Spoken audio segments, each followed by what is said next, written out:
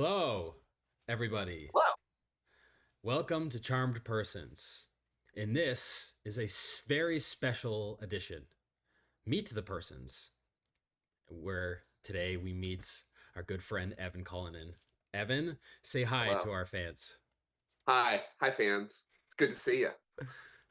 This is, I don't know if this is going to be um, content behind a subscription wall, but I can tell you right now, anyone who's watching this is incredibly privileged person, and it's very exciting. We are going to dive deep into your D&D background as well as some other things, and because we, Evan, have known each other for a few years, but Several mostly years. in the context of Dungeons and Dragons, I think. Truly, Probably I think we met when I was still living in Andersonville. So that was like 20 2016. 2016, I think. Yeah. Yeah, because that was, yep. Because I Dang. think that was 2 years that I was, maybe three. I always get this confused. I think it's either two or three. Anyway, but in Andersonville around 2015, 2016.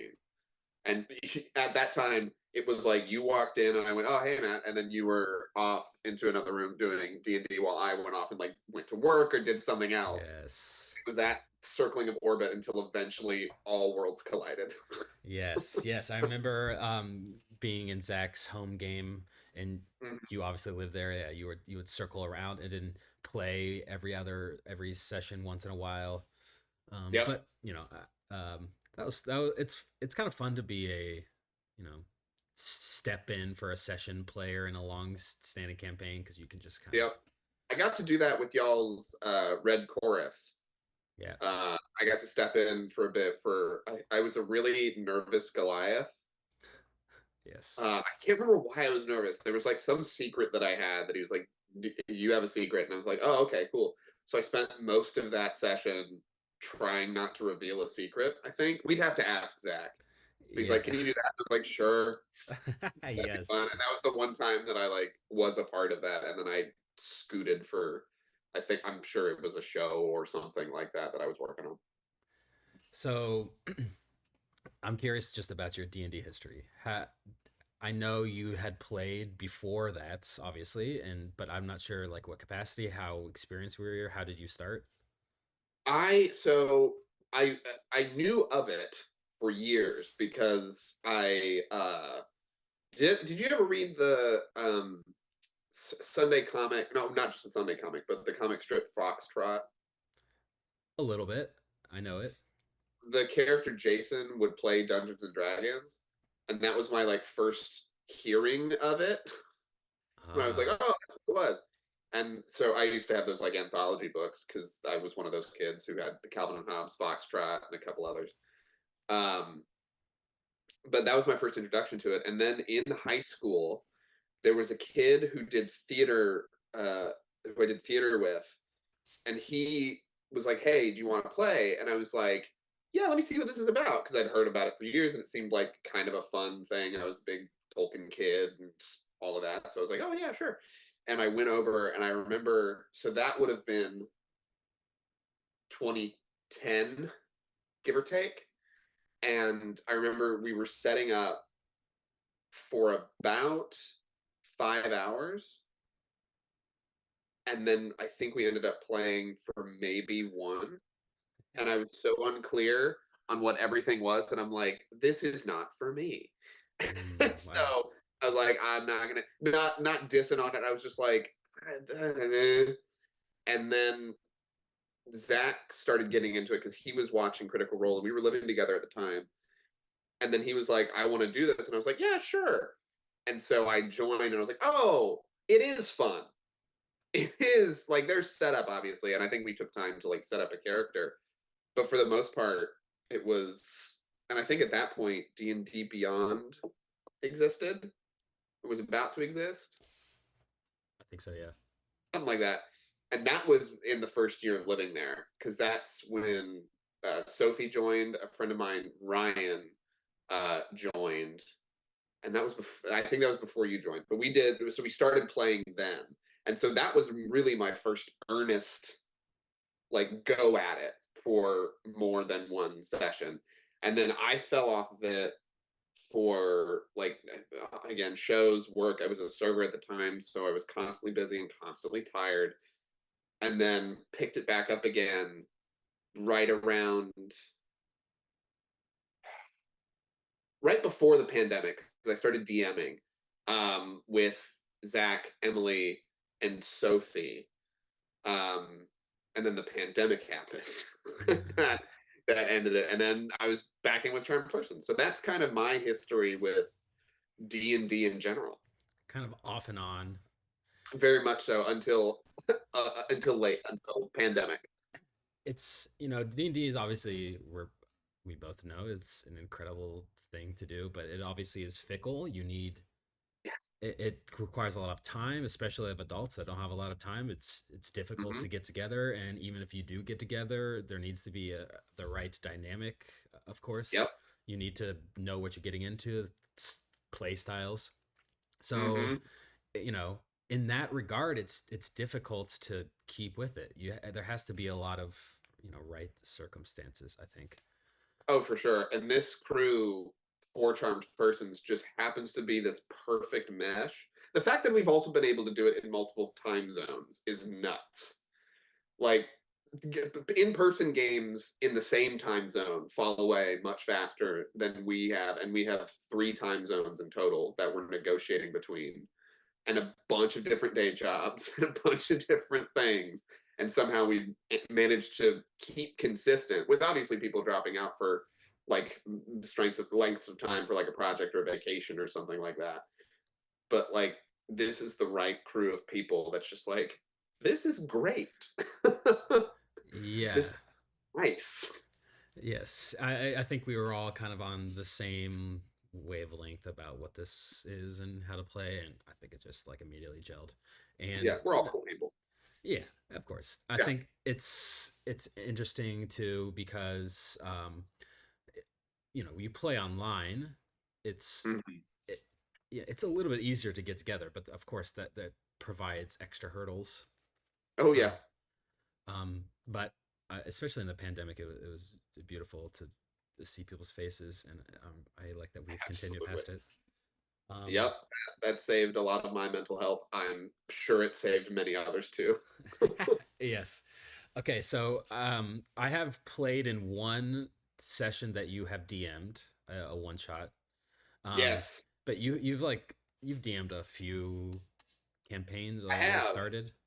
Yep. The one that I DM'd with Zach, Emily, and Sophie, uh, that was set in a world called Oasis.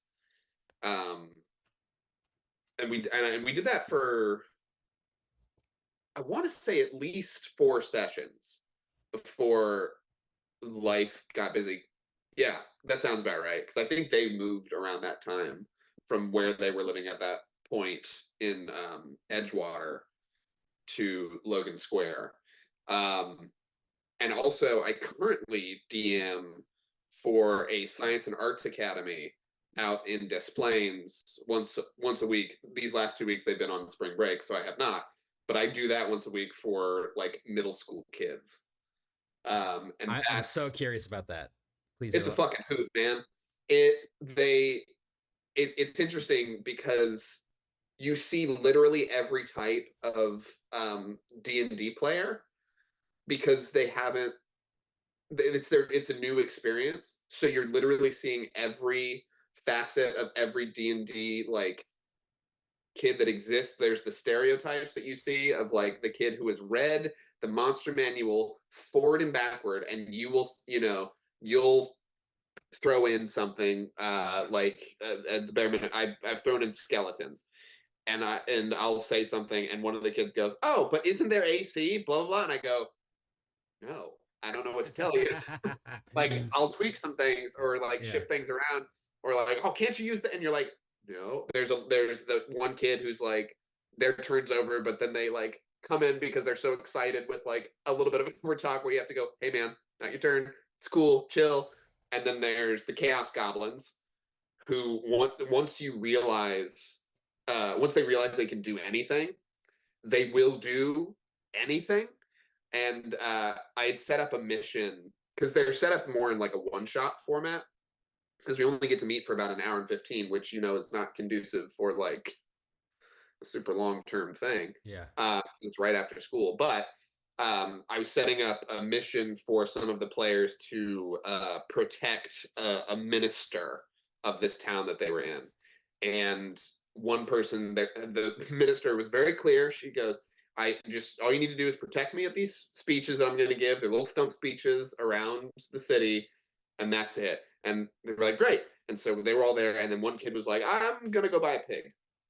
And I like me as the character like turned towards and was like, "What are you doing?" He goes, "No, no, no, I'm just gonna go find a pig." It's like, "What are you doing? You can't." And then finally, they were so insistent that they wanted to find that pig, they went off and did it. They rolled. They were like, "Can I roll to find a shop that sells pigs?" I was like, "Sure." And they rolled. I think it was like a 10, and I was like, "Yeah, you find a store that sells pigs, and it smells real good." And like with one of these expressions to be like, "Go back to your job." That's why you're there. Uh, Are these so you, pre-written? Are you made these like yeah, scenarios? they.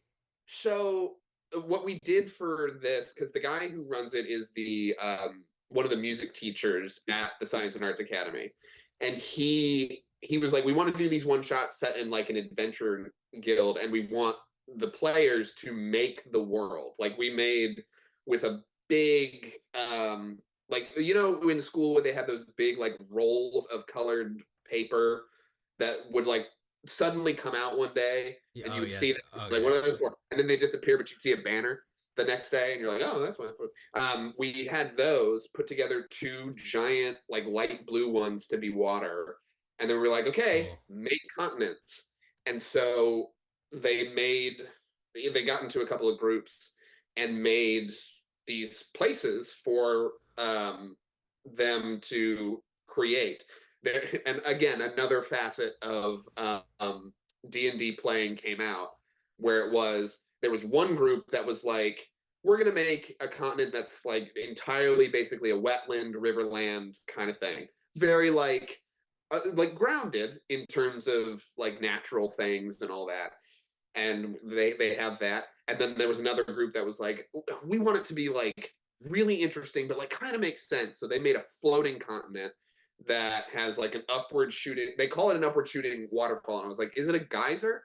And they were like, Ooh. "No, it's an upwards waterfall." And I was like, "Okay, you got me. You got me good." Like that. Sometimes the kids they have something in their mind you can't dissuade them. Yep. They're like, "No, this is what it is." I'm like, "You know what? Fair. You do you." And then there was the other group that did a giant continent-sized turtle, not a dragon turtle, a giant continent-sized turtle that had like different environments based on like a clock. It was very much the That's kid was cool. like, "It's right by the Hunger Games," and I was like, "That makes sense." Uh, I thought it did. Like one had like an acid rain desert, ah. and, and there's an axolotl tank in the middle that Oh, that if you sounds choose cool as hell.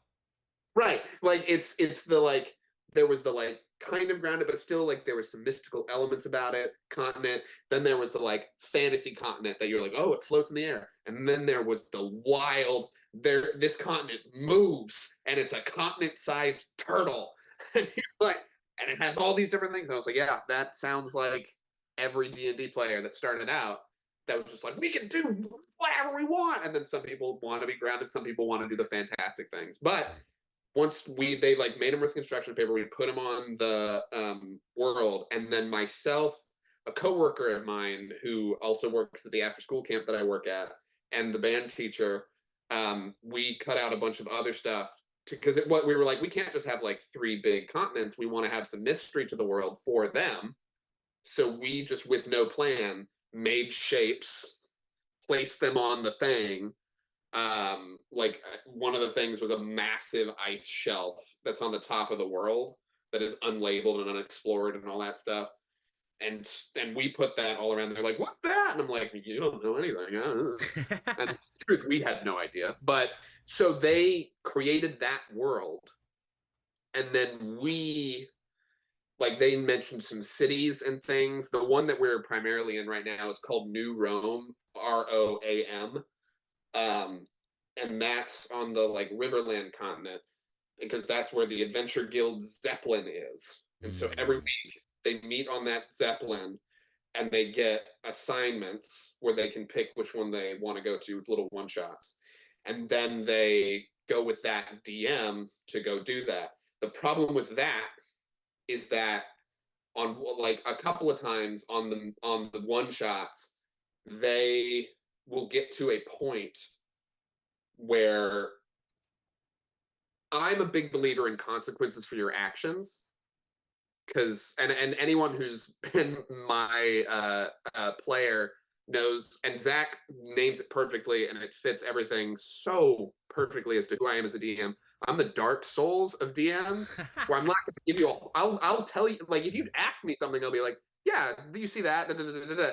But also I'm not going to give you all the things, and also combat is hard, but it's Okay, yeah. not often that it happens. When it does happen, it's like, oh no. Mm. But someone will go, is there anything around me? And I go, they're like, can I roll a perception check? And I go, yes, do that. Roll an investigation check, do that. My favorite thing to do was for the first one shot, for the first time that I was there. And I was like, darkness, you don't see anything.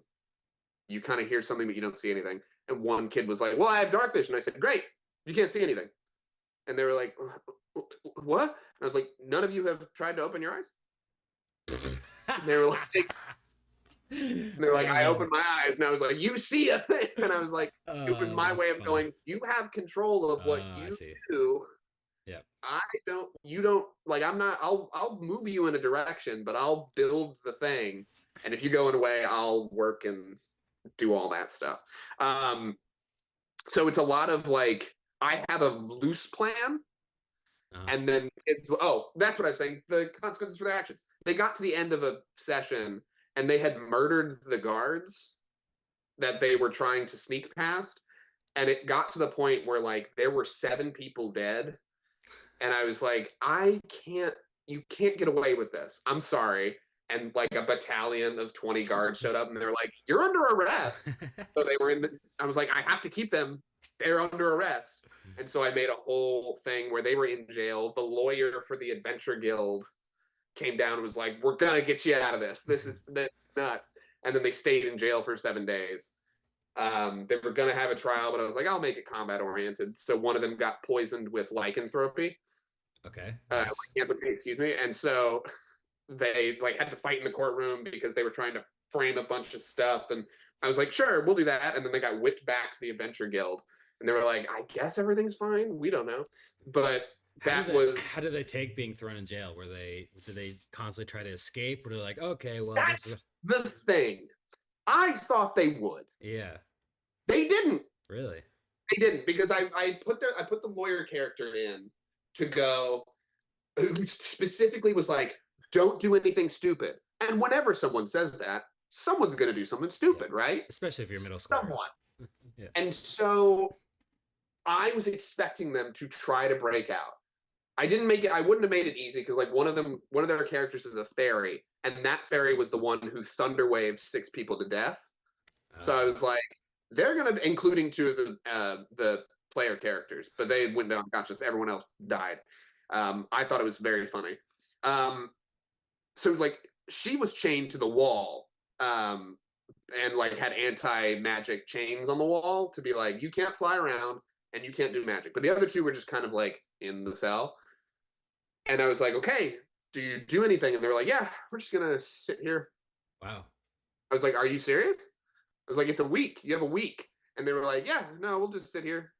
And then they like harassed a couple of the guards, and the fairy was convinced that the cheese was poisoned because I made the mistake of describing the cheese as tasting bad. And they were Mm. like, what is this? I said, it's called jailer's cheese. It's designed to be nutritious but gross. And this player, they were insistent that it was poison, to the point where I had to bring in a doctor that I wasn't planned for. Brought in a doctor and was like, are you feeling bad? Because they rolled a high performance check. They were like, I'm feeling bad, the cheese is poison. They had to go do medical tests. And at the end of the session, they kept saying it so much, I was like, you know what, I am going to poison the cheese. And that's when I got one with potion lycanthropy because I was like, you know what, fuck it, you manifested this. And funnily enough, that character and another character was like, we don't eat the cheese. But one person was like, it's just cheese, it's fine. And they were the ones who caused a scene in the courtroom. I love that when you're DMing for like middle schoolers, you're bringing medical physicians into jails, and I think it's funny. It's truly, it's so fun. It's so silly. And you can go, this is kind of what's happening. I have 2 points that will happen at some point to give them like information. Other than that, it's gonna go off the rails, and that's fine. Mm. That's really fun. Like I did a battle test. It was a battle training in the Adventures Guild because I was like, I haven't done that yet with the one shots. And I was like, sure, they're level 2 now. Surely they'll be able to take on. They had four in my. I had four in my group. But I was like, surely they'll be able to take on 5 skeletons. They all went down. All of them went down. They destroyed a few of the skeletons for sure. Like there was a rogue on the crew that wiped out, I think, 3 of them. But they all went down. And I was like, oh no, this is what happened to my first one shot. I thought they were gonna run. And it was like I was like, oh well, here we are. And at the end, I was like, it's fine. You knew you were gonna be fine, whatever. Because they put on it was some magical show of like, yeah, you get this energy in you that you know it's gonna hurt when you get hit, but you're not gonna die because it's magic training. Mm. Um, but it's fun. It's fun. You know, the uh, I'm thinking about the kids not trying to break out, which is interesting to me because you know it kind of is, it juxtaposes the idea of like you can do anything you want. And I think when I first started playing D&D, that was a huge selling point to me. It's like, oh, it's you're a character in a video game, but you can do whatever you want. But I think part of the process of maturing as a Dungeons and Dragons player is knowing that you can do whatever you want, but also knowing that you probably shouldn't. And like, it sounds like your players probably maybe trust you. Like, if if I was if I was with a DM that was like, okay, you get thrown in jail, and I was like, oh, this DM, I don't know what's going on with this. They're like just punishing me or something, and it's frustrating. I would try to escape. But if I know, like, okay, obviously there's something coming to this, like this is preparation for the DM, I might try less hard to escape because I trust the DM. Yeah, There's a yeah, give and pull with that. they really, based on how they were trying to get through the gate of this place. They were trying to break into a place for a mission that they were supposedly doing for the police force, and they bribed the first guard. I was like, awesome. And then they're like, we're just gonna walk up to the second gate. And I was like, but they can see you, and none of you were very persuasive. How is this gonna? Okay. And then they got detained because they were like, you're not supposed to be here. It's night. And then one person in the back was like, I guess I'm just gonna kill him, and then went for it. And I was like, wild that this is happening. And the 2 other players were like, I'm just gonna stand here and not get killed because that's what's gonna happen. And I should have known in the moment that they wouldn't break out of prison because of that. uh, But also, everyone tries to break out of prison. yeah, yeah. I mean, Everyone. it's like fulfilling a fantasy of like, if I was in prison, I would go through the vents and they climb out of the dirt outside or something. And you're like, in Yeah. D&D, it's like, oh, I can do it. That's cool. Yeah. Well, there were some realistic things that I put because they were like, how much gold do I have left? And I was like, well, you gave 10 to the guard that you tried to bribe that is now dead. And they were like, cool. I bribed this guard with the gold. I was like, you're in prison. You have nothing but clothes. They were like, I was like, literally anything. You have like, there's some scrap metal in the corner. There's a bucket. There's a stool. And that's it. They're like, I'm going to try and bend these bars. And I go, with what? They were like, strength. I was Yeah, like, that's classic. good luck, good luck. And I think they rolled like a not a dirty 20. And I was like, yeah, they bend about that much. Yep. Like, why? And I was like, they're iron bars, and you are not magic. And then they uh, were like, I'm going to stay in prison. well, sometimes as a D&D character, I've played many D&D characters that should just been in prison to begin with. uh, Honestly, same. Same. So transition. Hell You, yeah. I obviously mostly know you as a player rather than a DM. So I'm curious, what is if you're creating a new character, like let's Mhm. say for a long campaign, or I guess even a one shot, but like what is your process? Are you creating the class first? Are you getting the background first and reverse engineering it? Like how do you create characters? They almost for now, the way that I'm making characters is doing a class that I've never done. Mm, yep. So the impetus behind our first campaign with Elburn, I was like, I've never done a fighter before. And I was like, I want to be a fighter, but I don't really want to because I always did magic classes before then. I love the sorcerer, love the wizard. I've not done a warlock yet. I will at some point, but I was like, I'm gonna do a fighter because I've never done the martial class, but I don't want to do paladin because that like deals with magic, and that's something that I always fall back on. Um, so I was like, oh, let me do a fighter. I was like, okay, cool. Why why would he, not want to use magic, whatever. And then I just kind of like think about it for a few days. I go, you know what? It's the first character. I'll just be a half elf. Easy enough, just a half elf character that lives in this world. And then later on, I don't even remember what fully like zapped it in, but it was just like, what if he hates magic? And I was like, oh, that's fun. Like he'd rather do he just doesn't like it at all. And then it became the extreme, and it just kind of like little granules of ideas, Mm, just like point out. It's me asking questions and going, oh, well, why wouldn't he like magic? Oh, maybe because he used to be a magic user and something bad happened, and then I took that notch and like cranked it up to genocidal. And I was like, yeah, he yep. he destroyed his home city years ago, and he's being punished. And then I talked to Zach about that idea, and he was like, "That's great. I'm gonna here. I'll add some stuff and do that." And he brought in like Mistra as the god who like put it down and all that. Um, I came up with the hometown or the home city of This is all Davis. before we actually started. Yep, this is all before we actually started. When we were going, that was already in place. Is that was why he hated magic, and so it was shocking that that plot point came about in the first like major arc. I was like, oh, and I had real feelings where I was like, oh no, if they find out about this, they're gonna be mad. Yeah, well, Like, and like, which makes sense because he was a piece of shit 2,000 years ago or whatever it was.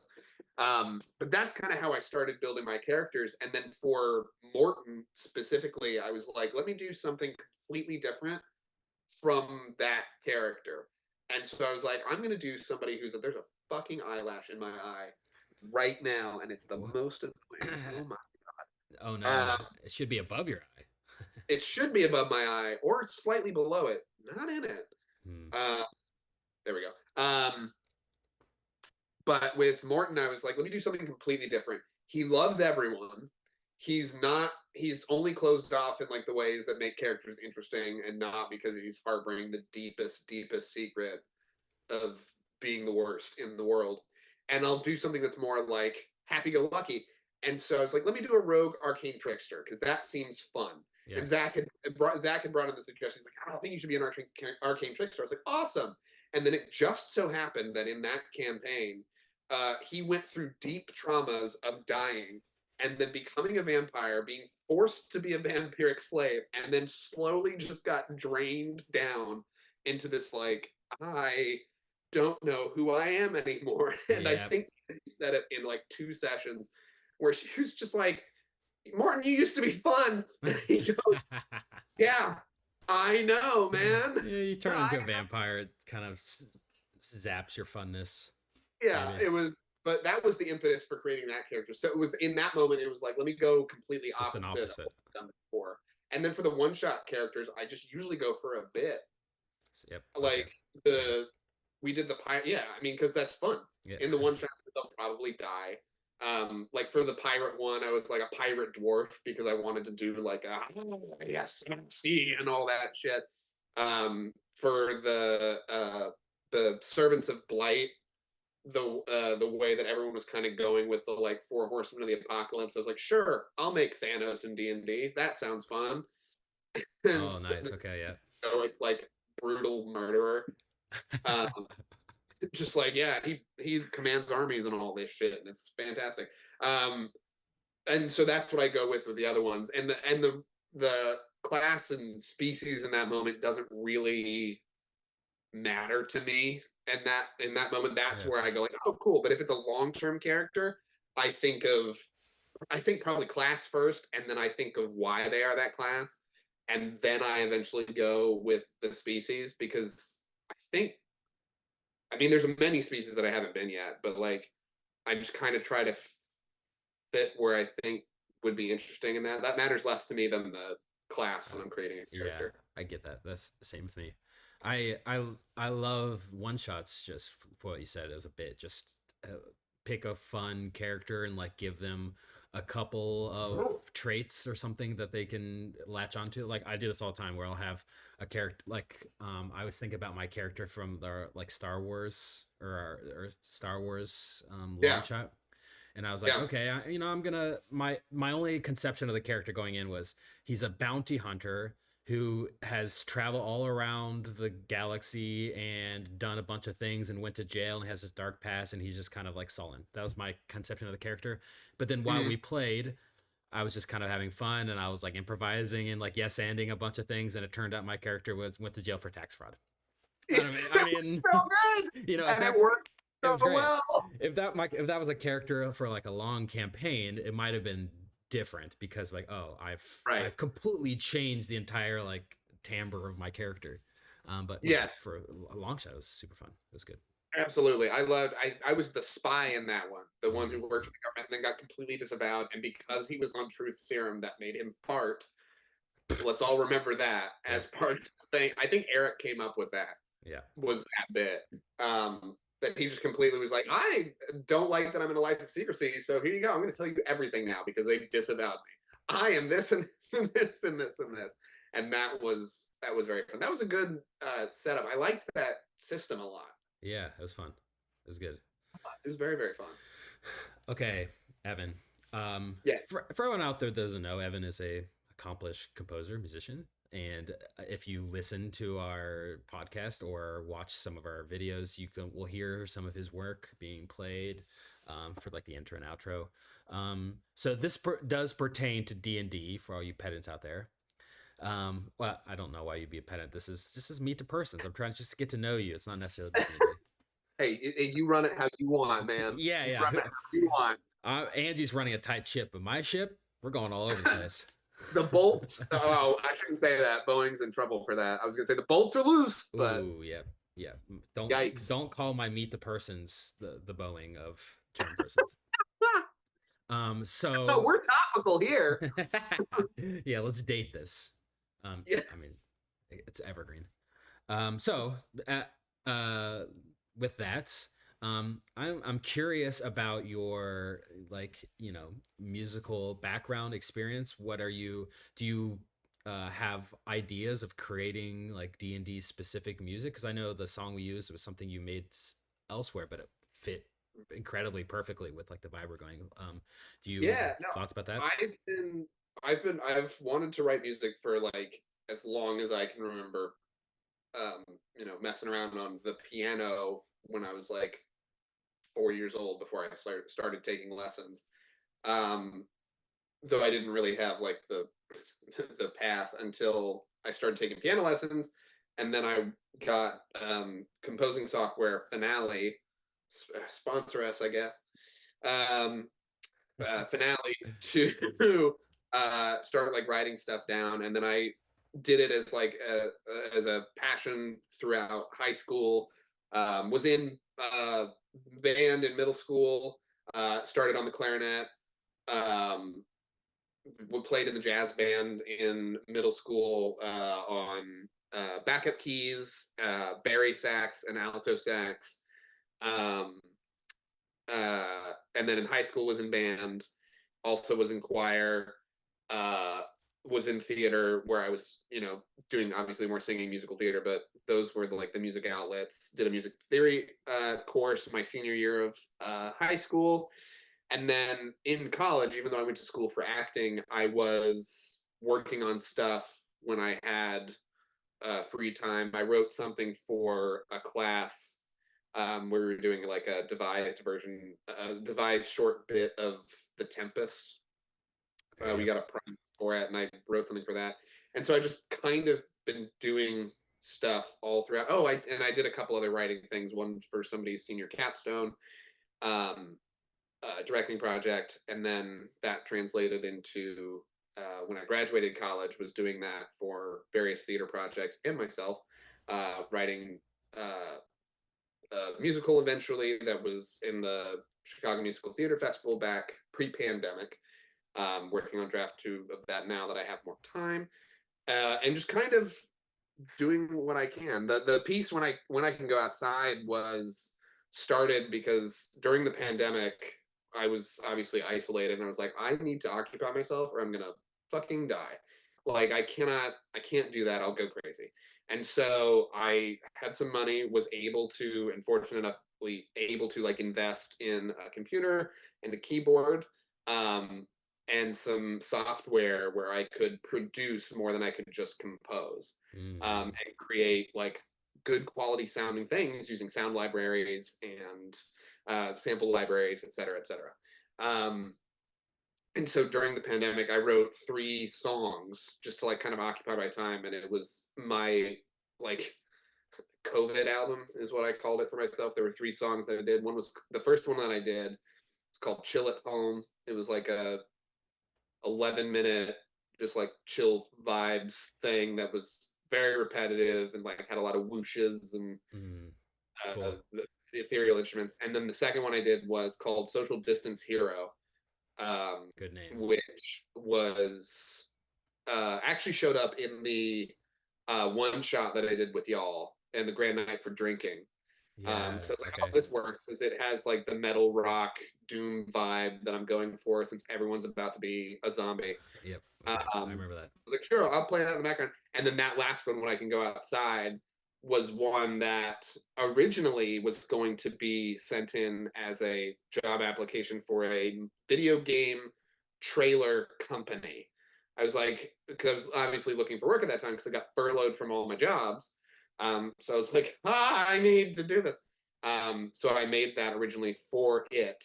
But then I was like, I kind of like this as is, and so I changed it with the feeling of like, this is what it will be like when I can run outside and not have to worry that the air is going to murder me. Mm, Like that's going to be so exciting. Um, and so I had written it for that, and just happened to work in this very like fantasy, fantastical setting because I respond greatly to that orchestral symphonic thing. I'm obviously a fan of like John Williams and Howard Shore, yeah. I was gonna say and it's very Howard Shore like. yeah, it like and that's those are my biggest inspirations musically. From they had been that way for the longest time. As I said, I'm a Tolkien head, so when the Lord of the Rings movies came out and went like, I was like, oh, that music is fucking crazy awesome. That made a big impression on me. um and so I just like, I like that fantasy kind of style, that huge symphony music style stuff. And then when Zach was like, oh, I'm gonna make a trailer for it, and I was like, well, lol, lol, lol. I have something that already exists. See if that works for it. And he liked it, and so he kept it around. And I'm glad that we use it for Charmed Persons because it just gives the like adventure vibe Mm, of getting out there. mm. Yeah, I should. Well, I don't know. I was gonna say I should upload it to the Charm Person's YouTube if you consent, but Yeah, absolutely. It's it honestly like it feels. I listen to it every once in a while because if I don't like listening to my own music, why did I do it? mm, Um, yep, same. so I I like listening to it every once in a while just to get that like because as any like creating artist in general, whatever you do, whether it's a profession or it's your passion that you do, like there you get those moments every once in a while where you're like, do I know what I'm doing? I don't, I'm not sure. Yeah, And so every once in a while I'll listen to something that I did, and specifically that one where I go, oh yeah. No, I do know what I'm doing. Like I did this, and that's really helpful to like listen to. And because that the structure of that song in general goes the way it does in this like upward trend of like yeah, and then woo, we did it, awesome, great, you're outside, that whole deal. Like that's a good cathartic. Like, oh yeah, right. No, I am good at this. Mm, It's just sometimes I forget, and so I like listen to that, and I'm like, oh yeah, this is really nice. cool. I dabble a little bit in music making, and when I did the Hell long shots, I Fucking loved that. That was another bit character that where was I was like, I shouldn't have chosen the voice I did. um so that for that one after I would maybe we should collaborate on some music like this again, but after it was done, I had in mind when I made it to make it a podcast, which Yeah, like I mean it didn't fully work for a lot of reasons, or I think it did work, but I would have made some other choices. But what I did do was I made like themes for all the characters, like in the yeah, um just a minute and a half, just like themes, and of course. just spliced the music in when each of the characters did something. That was fun, and I recently re-listened to that music, and it's interesting to listen to a piece of music that you've made before after like forgetting it, you know what I mean? Yeah, it's there's a weird bit of like, I didn't do that. And then you're Yeah, like, oh no, I did do that. Oh yeah, yeah, that's right. Because then this yeah, happens. yeah, And yeah, that's fun to like come back to after not listening to it for a long time. yeah. I'm always like listening to like, okay, I would resolve right here. Oh, it did. Oh, because I made Yeah, it. it's like a weird outside critique where you're like, you know the answer, like you know Yeah. what's coming next, but Yeah. then still, if you can surprise yourself after not having listened to it for a while, that's the That's gift. cool. Yeah, that's That's the cool. Yeah. fun. All right. Talking about surprising yourself, butter. I don't know why that is talking about surprising yourself, but Here, I'll tell you why it's surprising. It's because it's really surprisingly easy, and it so really happens suddenly. I don't know. This is recently. You were just like posting pictures. You're like, yeah, I'm making butter. And Yep. look, I'm a neophyte, and in my mind, making butter is like you need to spend like 6 months in like a cabin or something. I don't know. And I was like, oh wow, interesting. And then you've given some butter out, and it was a big hit. So how did you start churning butter? Was it boredom? Do you look up a recipe? So kinda that I learned about how to do it during the pandemic because there was a cooking channel that I followed called the French Cooking Academy, where it was just like a French guy, and he would do these really like good explanations of recipes. I don't think he was a chef, or if he was, he it was like a used to be a chef kind of thing. Mhm. So one of the days it was like how to make butter. I was like, oh, I didn't know how to do that, and it was a really short video. It was like 13 minutes, and I was like, no way. And so I watched the video. He was like, take your cream, put it in your stand mixer, and whisk it till it becomes butter. And I was like, bullshit. That's not how that works. That can't be how that works. That doesn't make sense. And in the video, he just keeps whipping it until eventually the buttermilk and the milk and the butter fat just like separate. And I was like, it can't be that easy. You had to have done something else. You had to. And so I had to move back in with my parents during the pandemic. And so at that time, I was like, hey, we should try making butter because my mom was baking bread all the time. And I was like, let's try and make butter. And she's like, isn't that hard? And I was like, I don't think it is. I saw this video and let's find out if it is. And so we got heavy whipping cream and put in the stand mixer and followed the thing with the whisk attachment. And we stood there for like 30 minutes and we're like, this is gotta, is it this I don't think it's gonna work. And we're like, no, I think just hold for a minute. I think it might work. And then very suddenly, like it looked like over whipped cream that was just like it looked shitty. And then all of a sudden you just see a bunch of liquid starting to form, and then it whips, and then liquid starts shooting out, and then you slow it down, and all of a sudden the buttermilk is just sitting there, and then there's all of these other fat globules, which is just the butter. And I was like, oh, so it does work. It is a thing. I was like, that's Dang, I gotta maybe nuts. I just gotta stop going to you for butter. I'll just make my own. Truly, it's so it's shockingly easy. And since then, I've like looked into like how to make it better, how to make it last longer. Um, and like there's various things you can do with it. Like you can culture it, which is just because I know an irrational amount about butter now.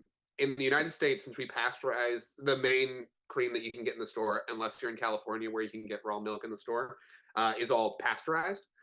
And so, in order to get the like European style butter, you have to culture it with like yogurt and buttermilk, and that gives it that like depth of flavor, the tang, the little bit of like funk. And then Mm, you turn that, then you have cultured butter, and on top of that, cultured buttermilk.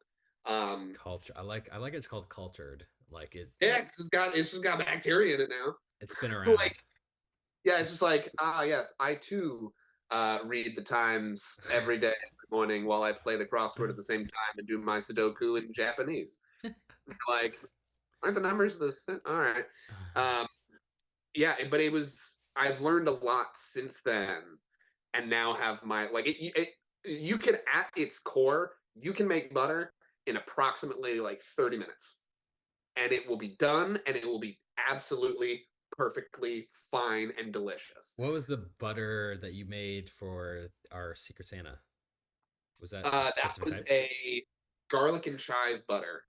That was for Eric, because he always liked the posts that I put about me making butter. Yeah. I was like, wouldn't it be funny if I made this and he didn't actually like butter? But no, he kept liking it. And I was like, oh, that'd be a great gift. And I'm like, I live only like an hour drive away from where he lives. Like, I'll just do that. Um, and so that was just very simply culturing the cream, whipping it, letting it rest, salting it, putting in crushed garlic, fresh chives, and I think I put a little bit of pepper in it. I don't remember if I did or not. And then sending it his way, and it was, I had taste tested it. There's when I'm kneading the butter afterwards. There's always like a thin line of it left on the wooden cutting board, so I take a knife and I scrape that off, and it's just a perfect like little flower of butter that's left over. And I was like, I hope this doesn't taste like shit, and then it was really really good. But that's the butter that I made for Eric.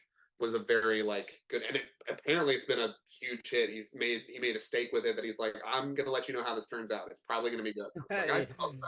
he has brought the butter up to me a few times. I think he loves it. So I got to get on this butter. It's I would love to make some for you, and then also teach you how to make it, because as a food person, I'm always about trying to do, like, as a food person, I mean as a person who likes to make as much of what I can myself. Obviously, I cannot make certain things in my Right. home, but as often as I can, I'm making my own stocks. I've got a bowl of vegetable scraps in my freezer that I will throw in, as well as like chicken bones and stuff. I make butter as often as I can. I make my own tomato sauce, just the things that I can do, because it's one, cheaper, two, tastes better, and three, you just get a sense of accomplishment when you do the thing and you go, I don't have to go to the store other than to get like ingredients to make the things that I want to do. And Mm, butter is a huge one, because it's cheaper, tastes more delicious than what you can get usually at like a normal grocery store, and it's just fun to do. mm, that's It's huge. just fun. Everything tastes better after you've made it for sure. Yep, 100%. Okay. Um, finishing up here, I got two more questions for you. Hold on, I guess these. God, woo. Yes, Bless you, bless you. thank you. I no problem. You can feel free to sneeze whenever you want. By the way, I this is a sneeze full zone. that's that's what I needed in this day. As a person with allergies, I understand. There's like 6 days a year where I sneeze constantly throughout the entire day. So I mean, yeah, my favorite is when it's you start to do the thing and you do, and then for some reason it goes. I'm just yeah, kidding, yeah, and you're like, no bullshit. Now I look stupid. yeah. We're gonna just force you to do the worst, stupidest part about it, but not actually get it out. Okay. Yep. Anyway, my last two Yes. questions, Evan. Yes. If you could be in real life any Mm. one D&D class, what would it be? Oh, it would be a magic user Yep. because it's dope.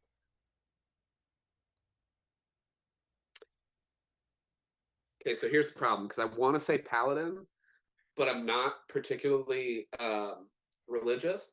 So Mm. that would be an issue. Well, I guess no. If there was an existence of a no, I'd still have I would have problems with that authority. Sounds like you're more of a warlock.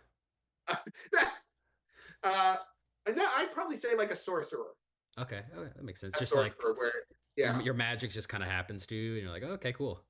yeah, like you go with the flow because I feel like that's how I kind of am as a person. I'm Yeah. like like obviously I try to plan and do as much as I can like on my own, but it's like at a certain point, one of the things that I always say when someone's like, "Oh, are you ready for da da da da da whatever event it is?" I was like, "Yeah, sure."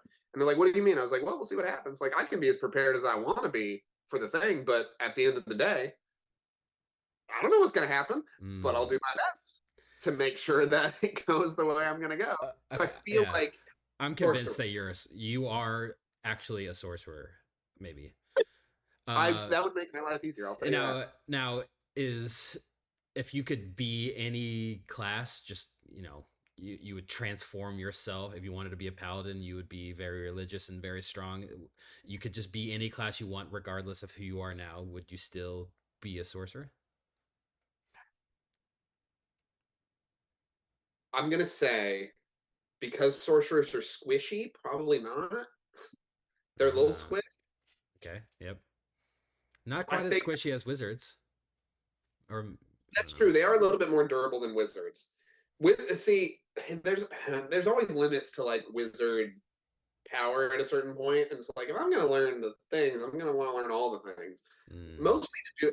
Honestly, I would learn magic to do bits, like to help me in my life, but to do bits because that would be fun. Yeah. It That sounds would be very. it sounds like you just want to know the prestidigitation cantrip. Just Oh, that would would be use so it cool. stupidly all the time. Would Yeah. do it all the time because I know that like me as a person with like power, I probably shouldn't have like ultimate power, but I would want enough power to be like, yeah, I'm gonna make a weird fart sound behind somebody when they annoy me, like, and see if I can convince people that it was them. You know, like that would be Yes. fun. That's Yes. fun. Yes. Um, Well, Evan, I'm glad that you don't have that ability. I gotta be honest, because I would do, I would do it yeah, all you the would. time. You for Do sure every would. um, cool. Well, I mean, that's all I got. Do you have any questions? Anything else you want to talk about? Questions for me? I got a couple minutes here. I don't know. Well, I haven't been able to catch the sessions for campaign 3 yet. How is that going? Well, I mean, I'm not in campaign 3, so I don't know. Are you not? I thought you were. No, I'm not.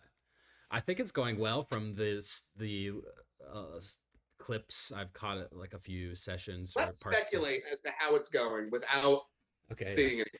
Yeah. No, Well, I mean, I think it's going well because they played 2 days in a row a couple weeks ago, so that's probably a good that's sign. true. Probably a good That's sign. true.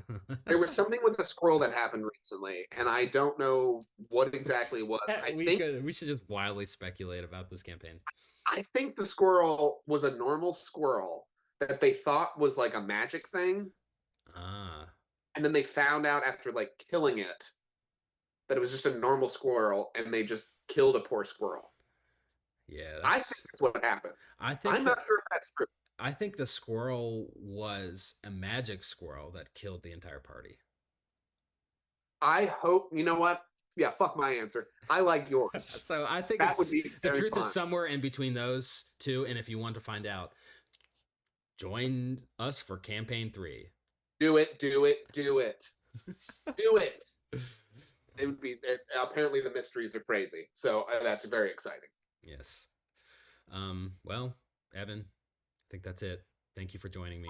It's been Well, fun. thanks for having me and It's good thanks to for catch up chatting. with you. This is good. Yeah, it's been a minute. It has been a minute. And everyone out there who's listening, be good. Just do it. Be good.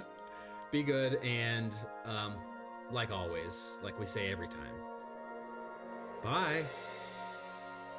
Bye.